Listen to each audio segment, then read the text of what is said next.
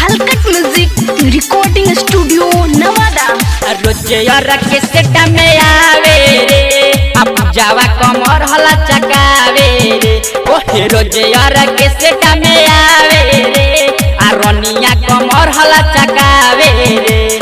बुढ़ावा जमाना कहा सब के छौड़ी अंगूरी पर अपना नचावे रे। आ रोजे के सेट में आवे रे अब जावा कमर हला चकावे रे।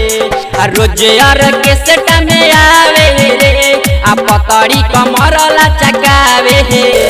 डीजे नीतीश रा डीजे के सेट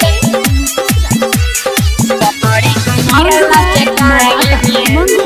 पकड़ी कमर ला चकावे बॉडी देखा के जाने मारे ले हसाई के है तबे नु जाला सब नमरी लुटाई के है। तबे नु जाला सब नमरी लुटाई हाय हाय बॉडी देखा के जाने मारे ले हसाई के है तबे नु जाला सब नमरी लुटाई के। छुए नहीं देवे लाला चावे रे आ कजली कमर ला चकावे रे।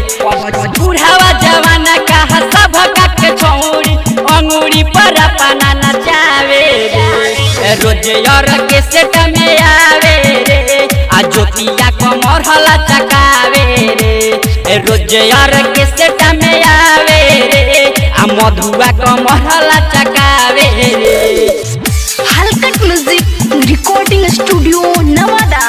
मधुआ कमर हला चकावे नाचले चौकी पर हुमच के है जाही न जिला आज छपरा से बच के। जाही न जिला आज छपरा से बच के नाचले चौकी पर हुमच के है जाही न जिला आज छपरा से बच के। बुलेट के मन पगलावे रे अने हवा कमर हला चकावे रे। अरविंद के मुंड सनकावे रे मनीषावा कमर ला चकावे रे। बुढ़ावा जवाना कहा सब के छौड़ी अंगूरी पर अपना नचावे रे। रोजे के सेट में आवे रे आ पकड़ी कमर हला चकावे रे। अरे हुमच के तोड़ दे।